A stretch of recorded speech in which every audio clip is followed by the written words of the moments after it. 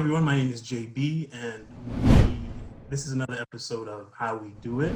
And for today's show, we have Miss Beatrice Dixon, the co-founder of the HoneyPot.co. And Beatrice, so let me start with the first question here. Can you tell us a little bit about yourself, where you were born and raised, how that impacts who you are? Yeah. So I'm Beatrice, co-founder, CEO of the HoneyPot company. I was born in Arlington, Virginia. Okay. In 1982, on November 19th. You're young. Yeah, 37. Nice. And I grew up partially in the DMV area. And then we moved to Phoenix when I was 10 because my mother had some back surgeries and her doctor told her that it would be easier on her body if she lived in a place that didn't have a bunch of seasons, you know? So I grew up in Phoenix from 10 to maybe 21, 22. I went back to DC, I went back to Phoenix, I moved to Atlanta, and then that's where I became an adult. and that's where HoneyPot was born. And I guess, how do you see that the locations where you grew up influenced you in any way, or just everything influences me. I'm just a big old blob of my past, right? Right. Everything before I got on this thing with you, it took, I had to braid my hair and I had to put this lipstick on and put on these clothes, If I hadn't done all that, I wouldn't be sitting here talking to you, right? So for me, everything influences me. Everything's gotten me to this moment. Absolutely. And that being said, tell us about the business and the organization. How did the whole thing come about from idea to today? And I guess what year did you start, and how did we get to today, in a sense?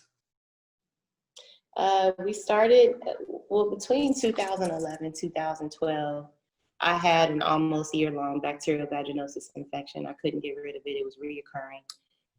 It would go away and come back and go away and come back every single month. It was torture. And one morning, it wasn't in the night, one morning my grandmother came to me in a dream and handed me a piece of paper, and it had like a list of ingredients on it. And she told me I needed to memorize what was on the paper because it was gonna solve my problem, because she had been with me, watching me go through all this stuff. And she just kept telling me, you need to memorize this, you need to remember it. Like, look at the paper, like, don't look at me, look at the paper, And I did. And when she told me to wake up. When I woke up, I wrote it down. Within a couple of days, I made it. Within a few days after that, it worked. And it, for me, it was like a miracle. That doesn't mean that that's what happens for everybody, but at that time, it was able to resolve my problem. And so that's how we got started. Wow, that's a great story about how that started. And I don't want to gloss over that, because your grandmother came to you in a dream, right? And then you were able to memorize what she gave you in that dream. Is that the first time you were able that you even dreamed about your ancestors? Or was that a that wasn't the first time. That was the first time where it directly affected me, other times, because I practice Santeria Lukumi, which is basically Yoruba, right? And so all that we do revolves around our ancestors, right? And then everything from there revolves around the ancestors that we still live with, the ocean, all the, you know what I'm saying? And so, so I've had ancestors come to me to tell me thank you, because I I remember them. When I'm in Atlanta, which is kind of few and far between, or it doesn't matter where I am, I always say their names, I always remember them, I always thank them. So I've had them come to me for to say thank you and to tell me, and the crazy thing is when they came, they didn't look like how they looked when they left.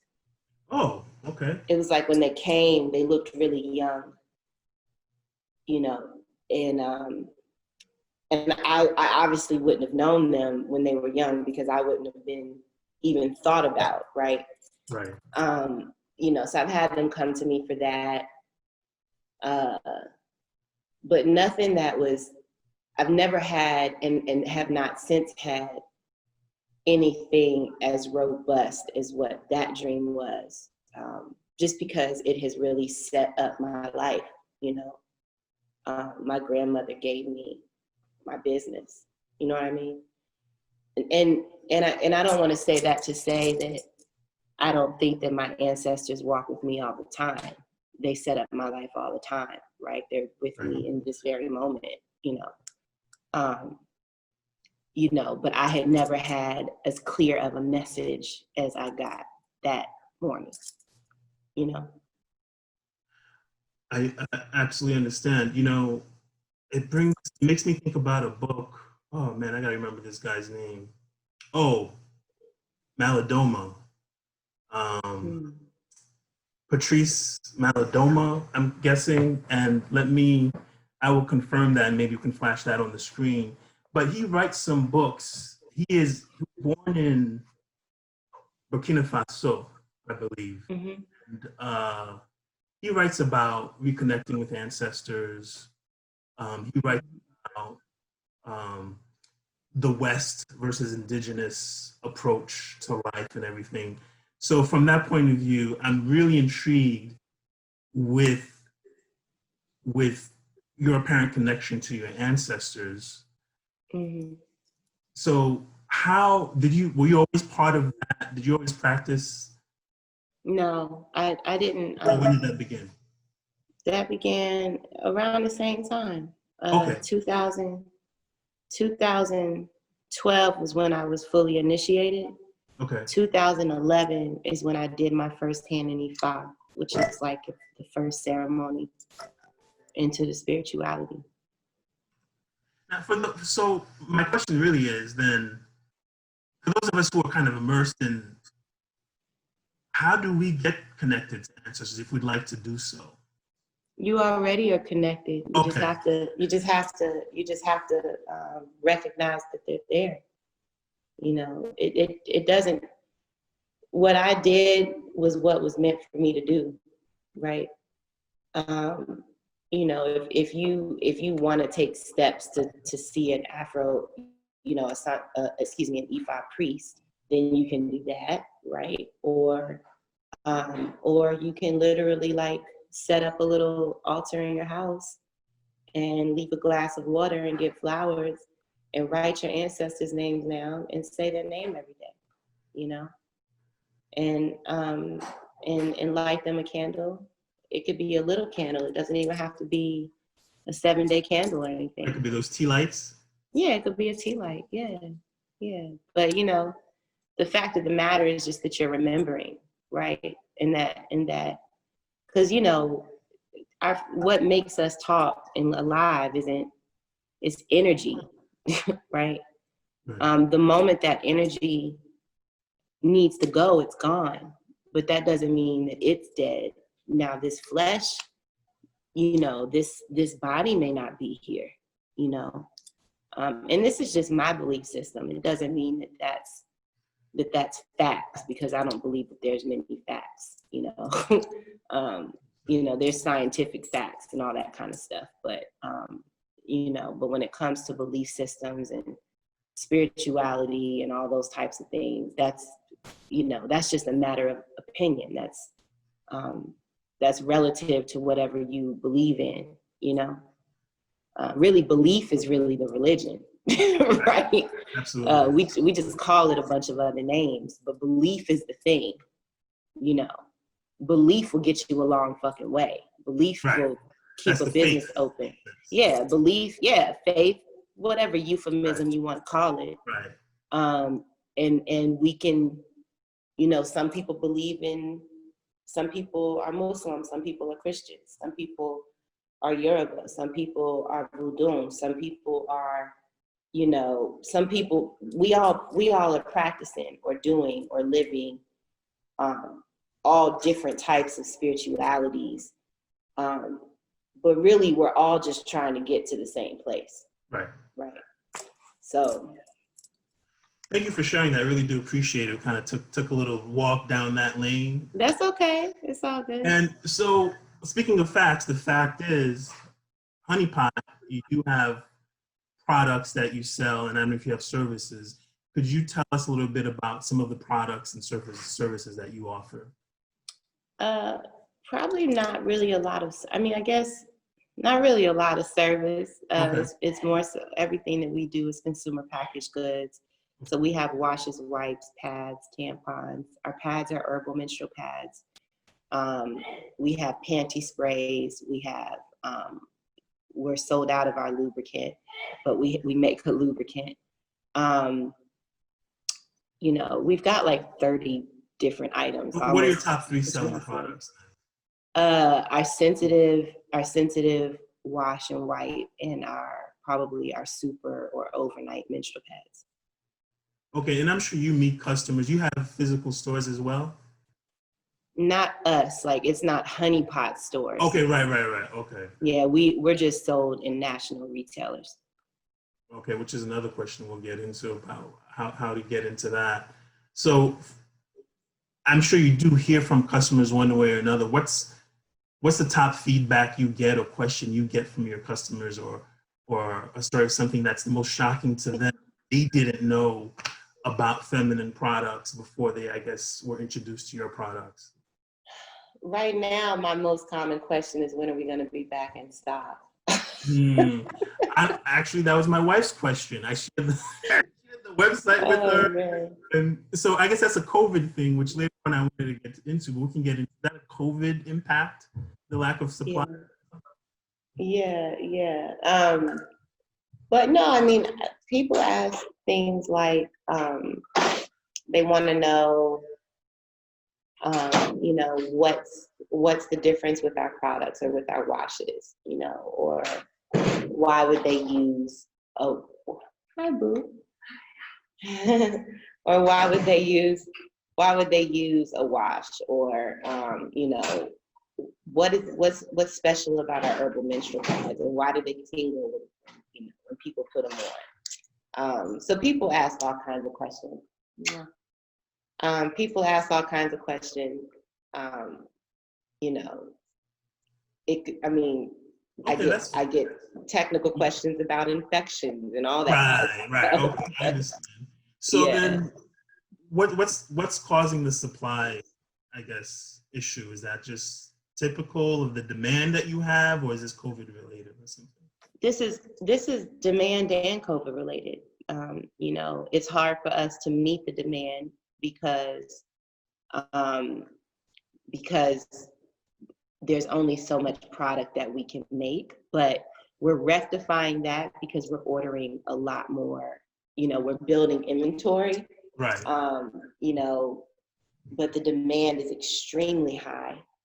And so, you know, and it changes week over week. So, you know, that can be a little bit challenging because, you know, if one of your retailers says gives you a projection or a forecast, right? Right. And they say, just for easy numbers, they're going to order 1,000 for the next 5 weeks, right? But then they come in and they order like 5,000 or 6,000, which they do. You know? Yeah, it just can be difficult. With, you know, and then you have to account for your cash flow, right? Yes. Because you can only cash flow so much. You know what I mean? Right. You work so it's a game of cat and mouse, and it works out, you know. You know, but we have to sacrifice things. Like we can't really stock our website, because if we stock our website, then then that takes stock away from retailers. And because the retailers are growing so fast, they have to be our first priority, because that's really where the bulk of our business is coming from. Now, how are these items made? A factory, or people making them, or Factories. what's the bottleneck? Okay, you have Contract manufacturers. okay. Yeah. Or in the U.S. All over in the U.S. and abroad. Okay. Okay. So you mentioned some challenges, I guess, about the supply. I guess the other two more challenges that you know, having a business that you confront, and then maybe give our viewers some advice on that, I guess, you know, how to meet those type of challenges. I mean, especially starting out, really. All you're ever going to encounter is challenges, right? I can't even think about a fucking challenge, because every day there's a challenge. You know what I mean? Yes, true. The thing is don't look for specific challenges. Just be willing to do whatever it takes to get over the hump of the challenge. That's the key. You know, that's the stuff right there. You just have to be willing to do the work. As long as you're willing to do the work, any challenge can come your way, right? You may have to climb Mount Everest, you know, which it feels like that sometimes. Honestly, it really does. This work is remarkably hard, you know, but as long as you're committed to whatever, and you're willing to do everything and anything to get it done, you'll be all right, you know? Because if you're climbing Mount Everest, like, you know, you could fucking die. You understand what I'm saying? That's like, right. You really want to do that so bad, right? I'm not saying that business can bring you death, but the commitment has to be, it has to be like that. It has to be complete. You know, it has to be complete. There's no, you have to just be here for it, you know.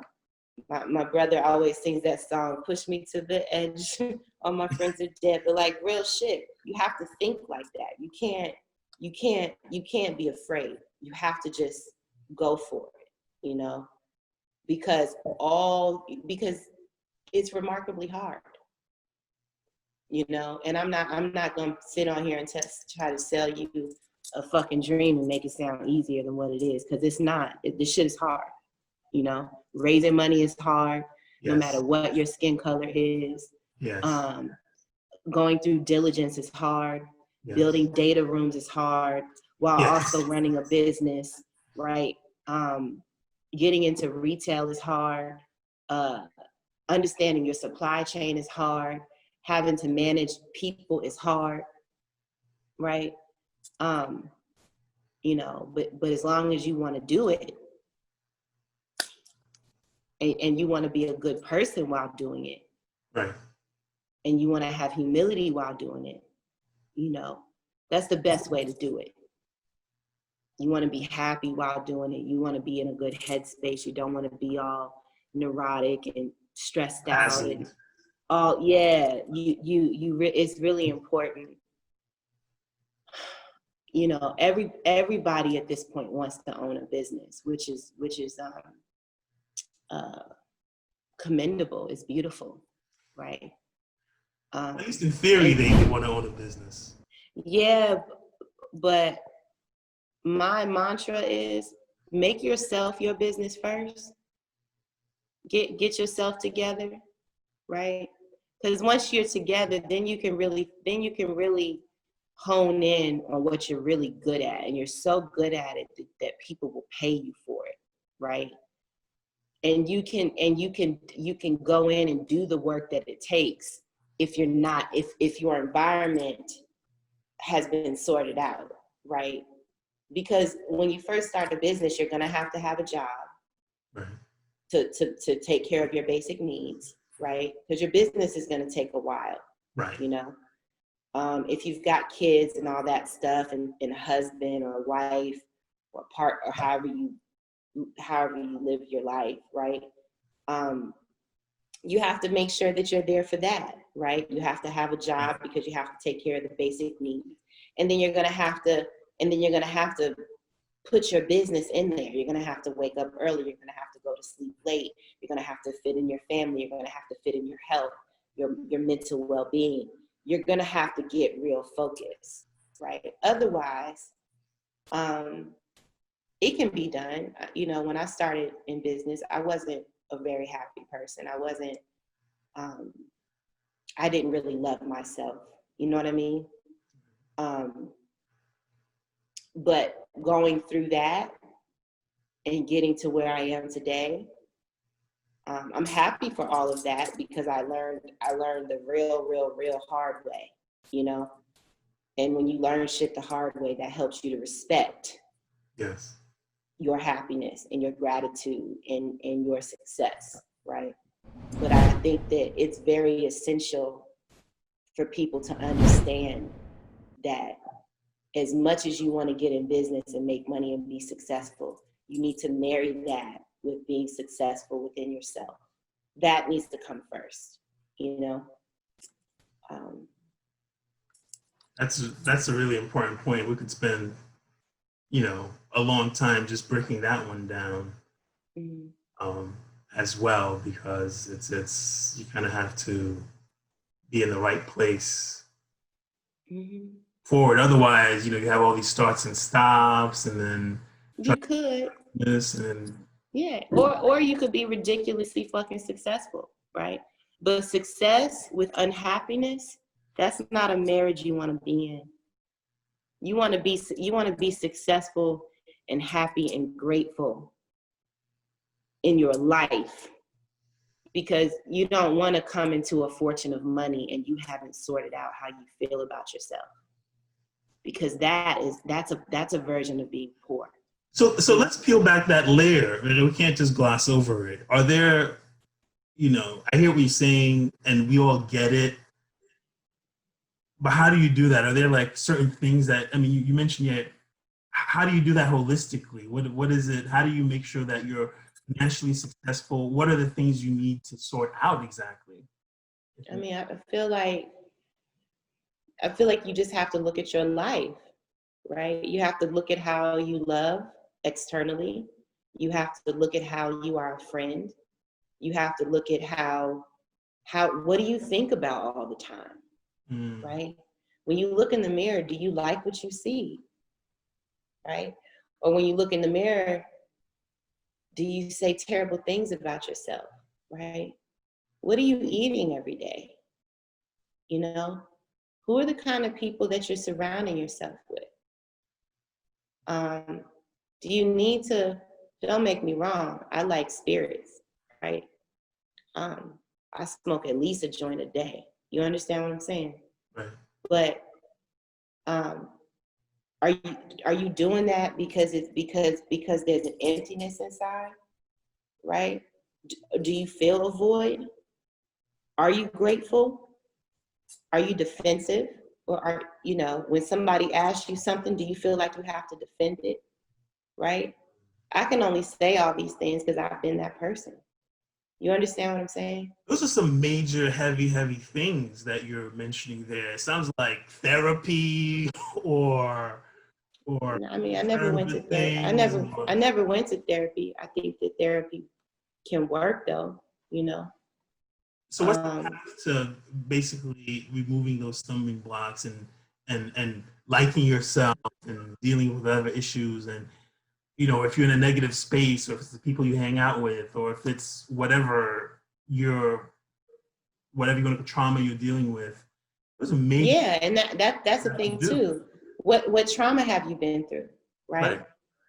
Have you gone through sexual trauma? Have you been abused, whether it's physically or verbally?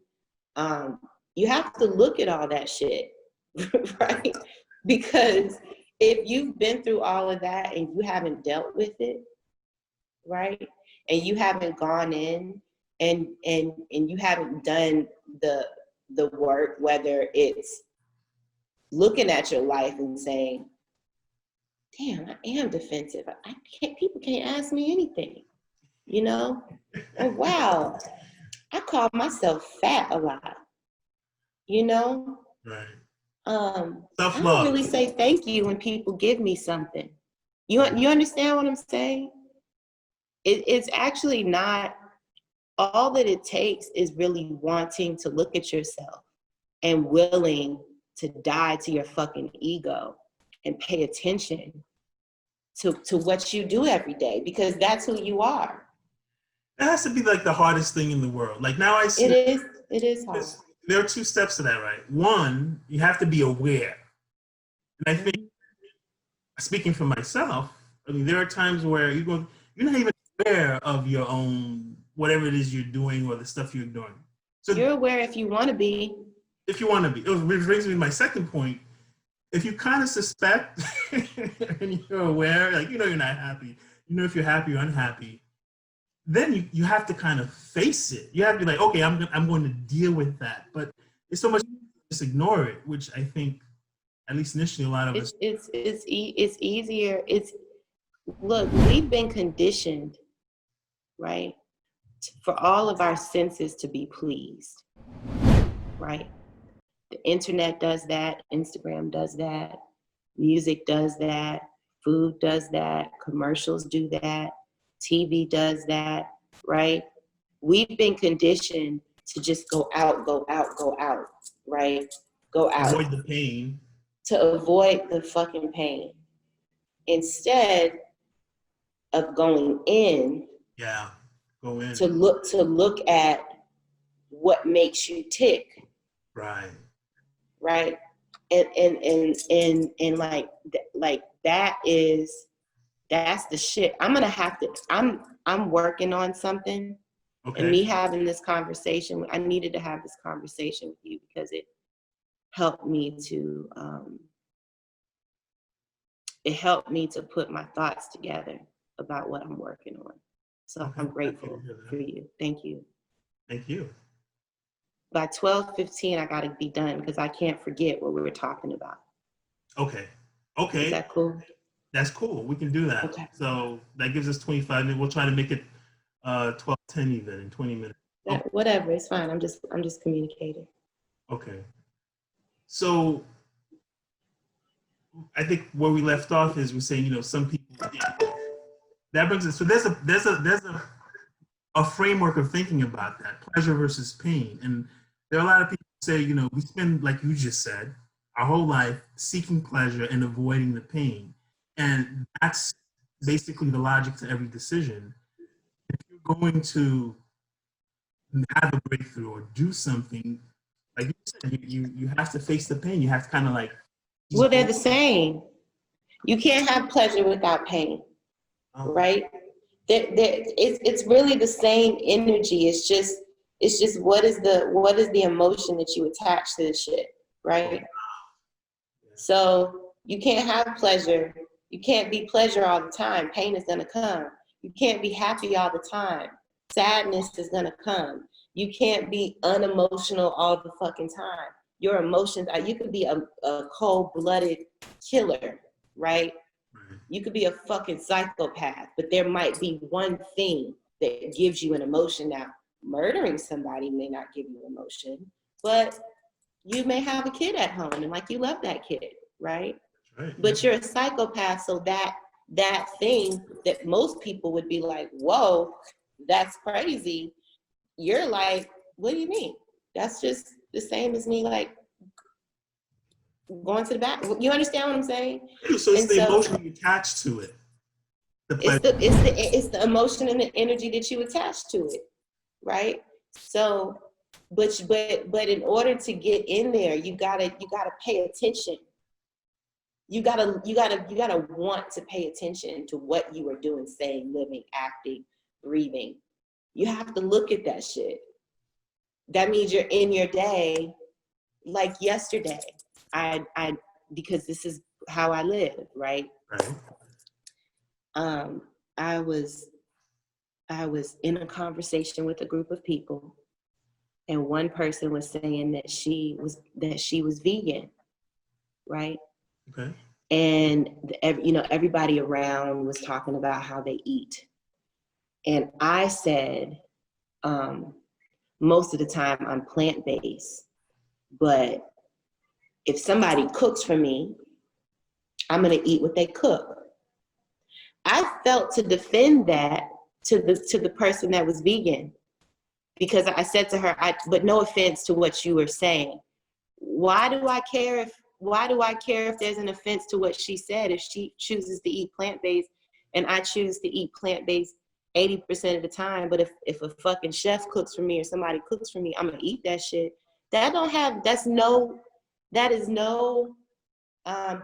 defense. There's no reason for her to feel anything for that if she feels that that's her choosing, right? But the fact that I felt to defend my thought told me something. What did it tell you? It told me that I'm in my ego about how I eat. So yeah, it told me that I feel shame a little bit around the fact that I eat meat every now and again. That's what the shit told me, right? So that told me that I needed to die to that, because I'm not going to change that shit, right? But my point is that I was paying attention to that shit. That's right. Yeah. You understand what I'm saying? If you're conscious of it, in a sense. I'm conscious of it. I'm aware of it. I used to be in a relationship that we just could not have a fucking conversation. I would take offense to everything that he said, which told me, right, that wasn't the person that I really want to choose to live my life with, because I didn't feel to give him grace. I felt like I needed to be right. The only reason you feel like you need to be right is because you've got a very large ego and you feel like you're always right. I don't want to feel. Who wants to do that? I don't need to be right. If you feel you got it, raise your hand. I'm just saying. But no, it's true.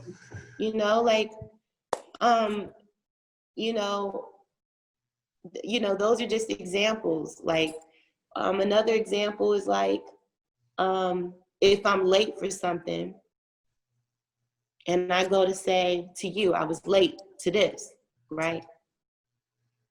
If you would have caught me maybe 6 months ago, I would have apologized and then went into this whole thing about, all this, I would have went into this whole thing. Like, I explained to you what happened, right?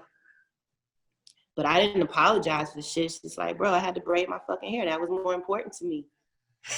Right? And it was it's no disrespect to you, right? But I had to get conscious and aware of, I own my time. Right, absolutely. Right? And if I feel like there's something that I need to do with my time, I'm gonna do that, and then I'm gonna get to where I'm going when I get there, right? I arrived at that place because because if I would have told you I'm sorry, then I wouldn't have really meant that shit.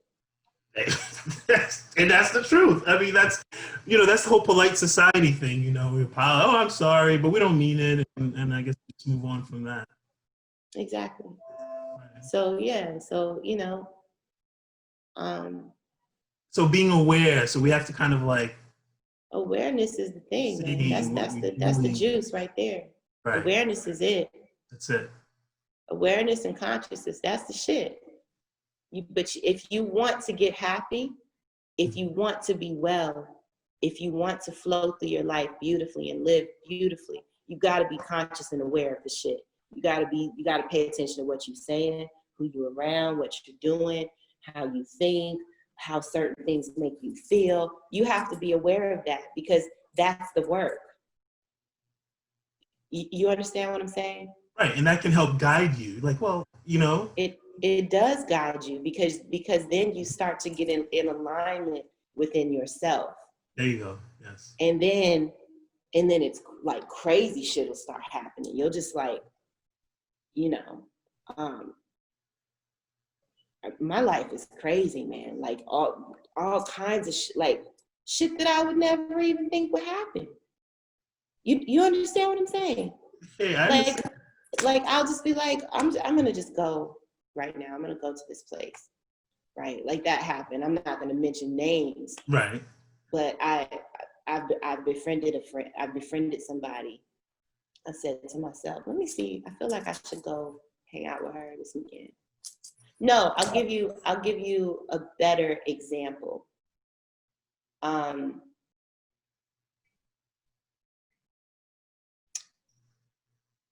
trying to think of one. It could literally be, I can just be sitting here and somebody's name will pop up in my head, right? And I'll call them and they will be like, recently this happened and they were going through some terrible shit, like their mom just died. Oh, wow. And I just was like, hey, I just want to, you, for some reason I felt you and I just want to make sure you were okay. And she was like, wow, how the fuck did you know? My mom just left.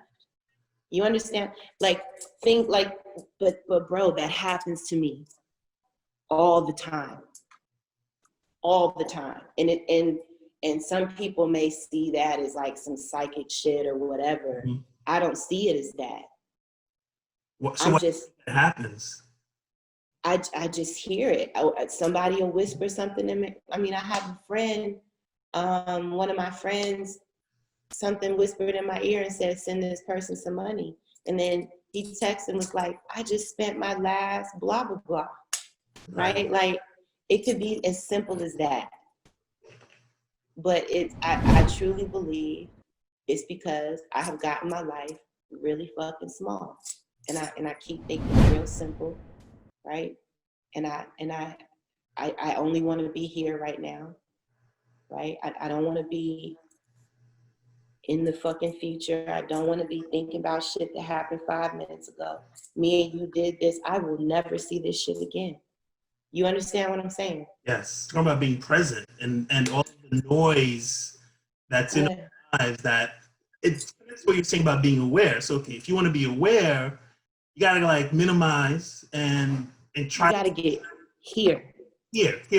But that's hard to do. I mean, these days, it's not hard to do, but with all the... It is hard. No, bro, it is hard to do.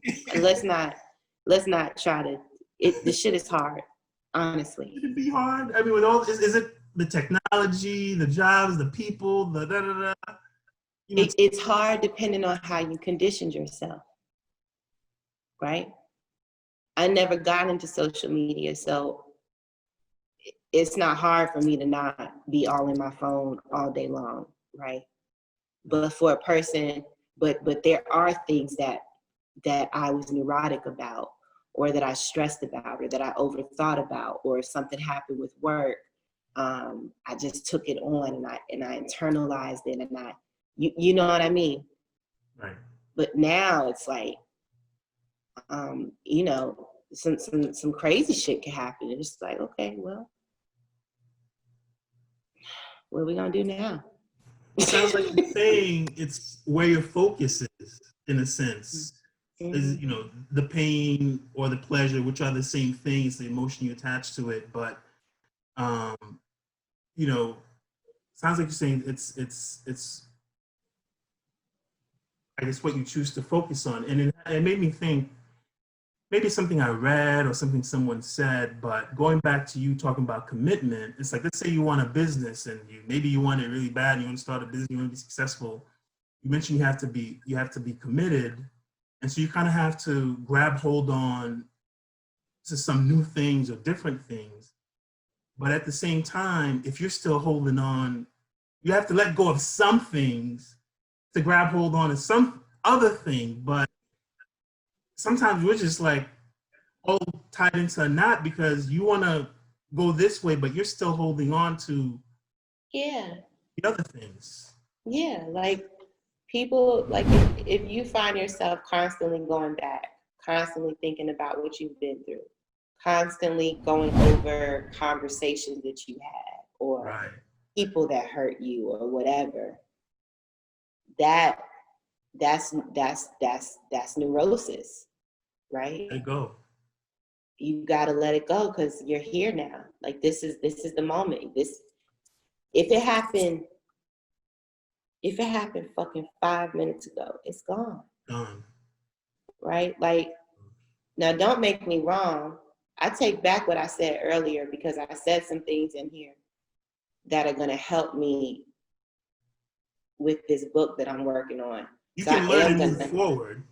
Because I am going to watch this again because Okay. you helped me to pull out some stuff that I wanted to focus on.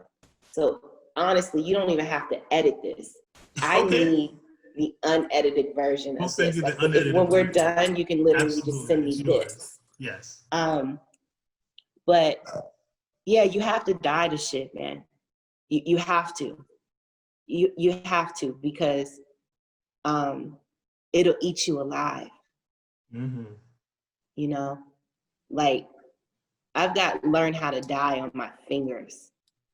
Like that shit is like, that's like my mantra for life. You know, like, cause I've been the person who has just held on to everything, remembered everything. And for what? Like, this is a new moment. You understand what I'm saying?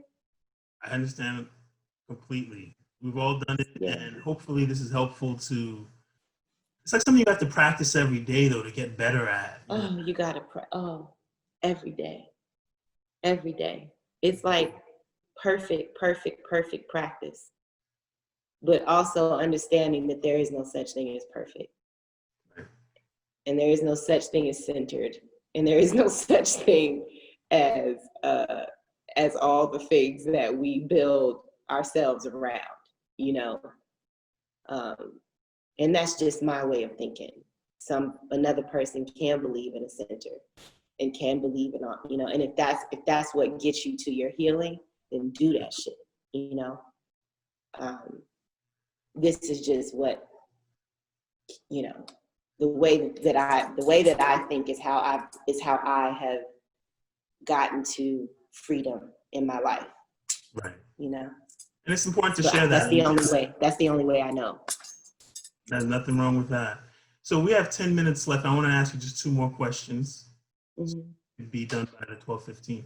So the first question then is, I guess, what was your breakthrough, I guess, for this? Could you describe, was there a breakthrough moment? Could you share that? Yeah, there was. My mom and I were in the car. I had just gone to the doctor. And the doctor told me that I had a thyroid issue. But she told me it wasn't a major thyroid issue. Like, she's like, your levels are slightly elevated. Like, it's not anything. She's like, I'm going to give you a prescription, but it's not anything serious, you know? And I told my mom the results. And she was like, oh, what you lying about? Like, what you holding on to? Cause my mom, she's like one of the wisest people I know. But she's like, thyroids act up. Don't make me wrong. There is a condition around thyroid.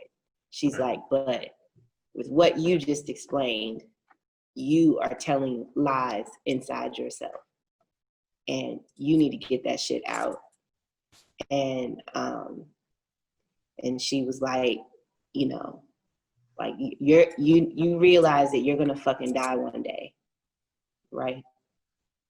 And any moment that you aren't living in your life precisely how you want to live it, you're fucking wasting your time. So whatever the thing is that's causing your thyroid to act up, you need to sort that shit out, and you need to stop making yourself suffer. And that shit changed my life. And I honestly, 2 weeks later, I got out of I told my partner that I couldn't do it anymore.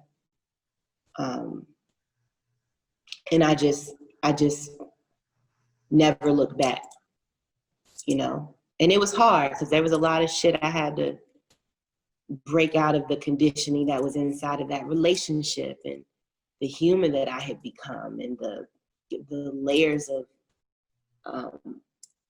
lack of love for myself that I had to be in order to be there, right? Like, that wasn't his fault. That shit was my fault. You understand what I'm saying? And, you know, and I just really had to break out, and I had fucking work to do. Like it was life or death. It wasn't for me. You understand what I'm saying? Like, you know, it's like when you own a business, it's intelligent that you pay off your debt, right? Especially if you're going to go into only running the business, right? Like not having a job. It's stupid to go into a business with a bunch of fucking debt, because then you're going to be held down by the debt. Well, financial debt and mental debt, in my book, is the same shit, right? Absolutely. Emotional debt. It's the same shit. It's going to weigh you down either way, you know? And it's actually worse than financial debt, because, you know, money is just a tool. Yes. But your heart and your mind and how you feel about yourself and how you show up in the world every moment that you do, like that's some real shit. You know what I mean? So, I think you just tied the whole time we spent together in that breakthrough moment, because hearing it, and, you know, you can chime in, of course, is I think you started by saying, because we're saying, well, what if someone wants to start a business and they want to be successful, et cetera? You talk about commitment. And then you said, well, before you do that, you didn't use the word declutter, but it came to me, you need to get your whole life kind of together. Yeah. You need to like fix you first. And to me, I kind of clutter whatever issue you're going through before you can move forward. So if you're looking for a breakthrough, whatever it is, it doesn't have to be starting a business, whatever it is. You have to deal with whatever. You got to deal with it. You really, really, really do, because life is such a miracle. It's just, you know, like we get to like I wish you could see what I'm looking at right now. It's absolutely beautiful. You know what I mean? The light reflecting. Yeah, like it's life is incredible. It's profound. It's love. It's kind. We get to be here with trees and plants and flowers. And we get to drink water, and we get to, as humans, we get to choose what we eat. Yes. Right? We get to fucking go on airplanes and go and see beautiful places around the world. And you understand what I'm saying? Like, as a human, do you know how good you can potentially have it? Right? We get to, you know, I mean, we just get to live amongst so much beauty, even if you live in the middle of the fucking projects on the south side of Chicago, right? Even if you don't got no fucking money in your bank account, right? Even if you do got a job, but you're in school and you got to live off of ramen noodles, you still can buckle down, right? And focus real hard and change your fucking circumstances. You can still do that, right? And you can still live beautifully. You can still be so happy inside yourself and be dead broke. I know a homeless man in Atlanta who chooses to fucking be where he is. He lives there. This is his house. His tent is his house, and he is completely fine. Like, he is cool. All he wants is some bread and some peanut butter and some water. He's good. He's like, look, I'm good. You know, I got my books, and I got this tent, and he just, well, I don't know what he went through to get him there, but he don't need shit. You understand what I'm saying? And I'm sure he's got something with him. I know he does. You can tell he does. But the fact of the matter is he lives on a fucking corner in Atlanta off of Ivan Allen in a tent, and he keeps the shit immaculately clean. Wow. I mean, police officers stopped to ask him, is he okay? Do you need anything?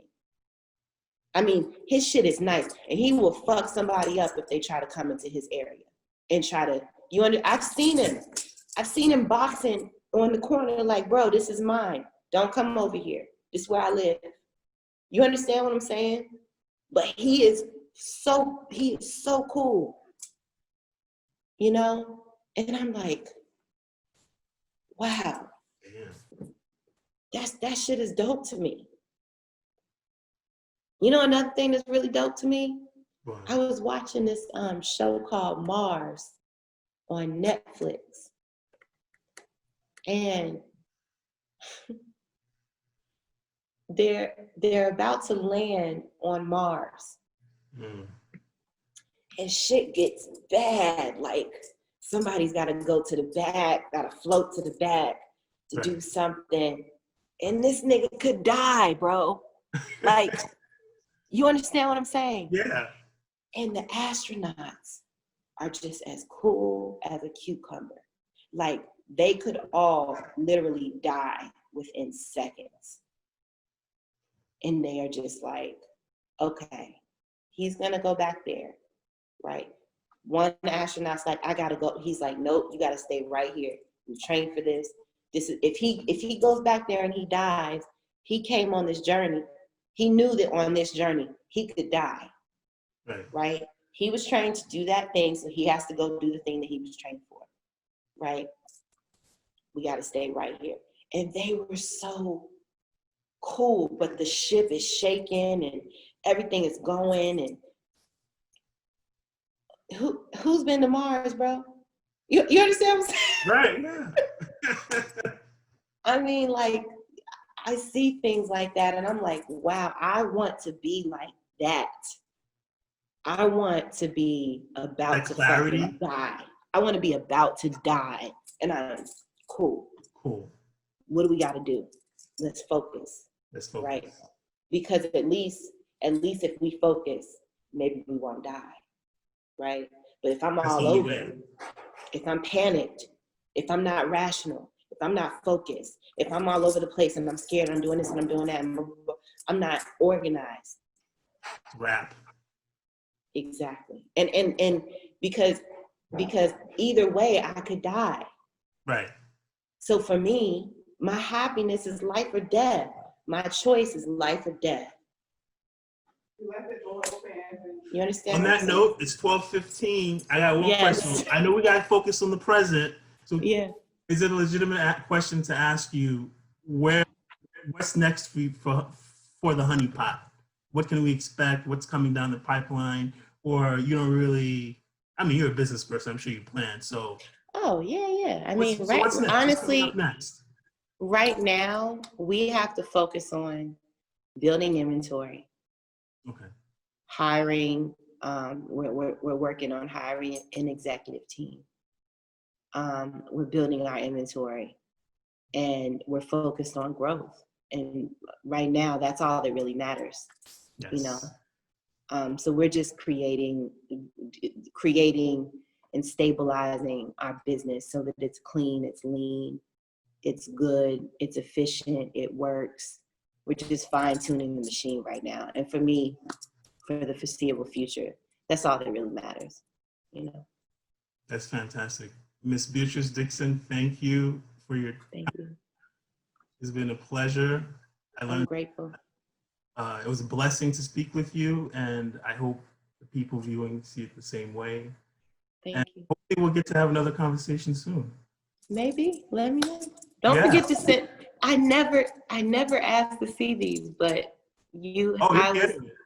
I was working on, I was putting thought into stuff last night, Yes. and you pulled, I know I said 12:15, but you just helped me pull some things out. But it's because I wanted to, and Yes. no. So I'm grateful for you. Thank you. Thank you very much also. And everyone, make sure you go to honeypot.co. Yes. Check out. Actually, we bought the honeypot.com now. Oh, okay. Right. So you can put in either one and it'll take you Put there. anything you want. And check it out. Check out the videos. And there's some great stuff, information on the YouTube channel, and follow on all of the Instagram. And on Afric Life also, we will definitely be sharing some of the content from your website. Okay, cool. I'm grateful, man. Thanks for asking me to be here. Anytime. All right. Take care of yourself.